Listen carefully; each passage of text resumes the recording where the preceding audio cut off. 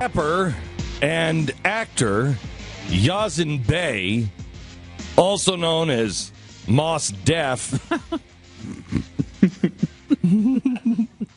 I like him. I like calling him Mos Def a lot better than Yasiin Bey because Mos Def has such a ring to it, doesn't it? Yeah.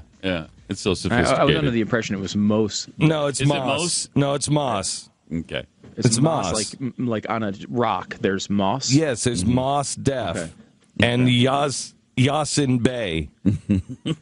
When I like to change my names to, I like to get away from something clunky like Yasiin Bey. I go right for Mos Def. See, my impression was that he was saying he was the most deaf of, no, you can look, a particular you can group. look it up. You can look it up, but the internet's always wrong. All right. Anyway, he voluntarily underwent Guantanamo Bay's standard operating procedure of force feeding. Yeah. The force feeding session was filmed and published by The Guardian. What kind of country force feeds their prisoners to keep them alive? What kind of nation are we where we would make people have nutrition? Well, where we would feed them to prevent them from starving to death? Who would do such a thing? Why? Why do we live here? That's exactly the way Mos Def feels. Yes, it is. There are currently 100 inmates in Guantanamo who are carrying out a hunger strike. According to The Guardian, about 45 prisoners are being force-fed. Human rights organizations have condemned the practice. So bizarre. What? We should let them die, I guess, according to the human rights. Yeah. Would that be their solution, that we just let them sit there and just starve to death? That's the only alternative to force feeding, right? That's it. Well, we could just release them into the populace. I mean, that might be their suggestion instead. We could. I've got another one, but let me finish this. Human rights organizations. Oh, no, please don't. It's one of those days. You should have seen the mood he came in here with. Oh, jeez.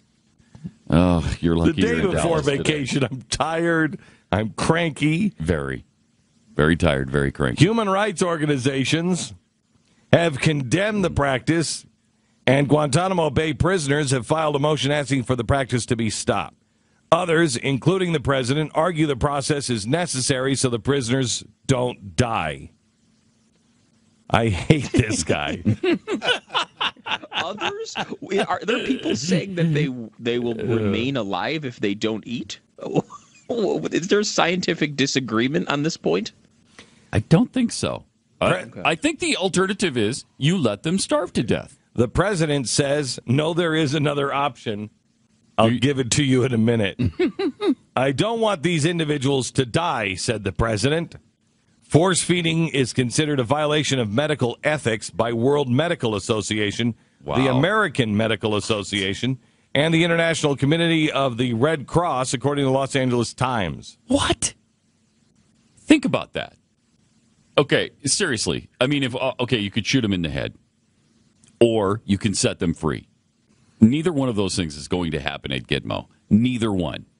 So the only alternative to force feeding these guys is to let them starve to death and have a horrible, heinous, painful, awful death. So we should not. We shouldn't feed them. And that's according to the Red Cross and the AMA. Yeah. Wow. Good.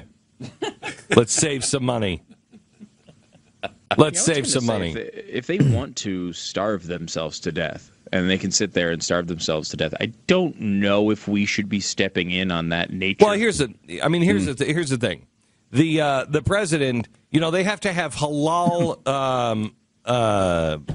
workout exercise equipment. Yeah. Halal exercise equipment made by Muslims. We have to have that. But we can't we can't abide by their own rights, their rights to starve themselves to death or to force feed them. We're force feeding them for Ramadan as well. We can't let them celebrate Ramadan. We can't let them starve themselves to death. Damn right we can.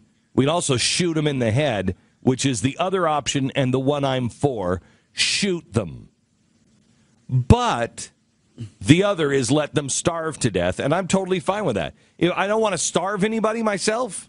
I don't want to do that. I want to be the country that we all love and appreciate, and the one that is feared by its enemies, but should not be a country that is feared by all, but feared by its enemies. And I'm sorry, halal exercise equipment does not make anybody in the Middle East fear us. It makes them laugh at us. Mm-hmm. And they want to starve themselves to death? Let them starve themselves to death. This president is such a ridiculous piece of garbage at times. There is just no understanding. I mean, no, seriously. How does this guy, because before it was the hunger strike, he also was concerned about, their Ramadan meal, and them not eating right. What are you, their dietitian? For the love of Pete, it's Ramadan. If they don't want to eat during Ramadan, they don't have to eat during Ramadan. They're on a hunger strike. What do you think? Do you really think a hunger strike is going to make the American people turn around on the guys in Gitmo? Let them have their hunger strike. And if America turns around like, you know what, they're hungry, and look at them, they're sad, and they got puppy dog eyes, and they're really skinny now, and we were there, we got we got falafels for them. Here it is, right here on the other side. They can have the falafel. We're not starving them. They're starving themselves. Have a falafel. Falafels. We got tons of falafel stands in New York. What do you say we ship a few down to Cuba? I have no problem with that.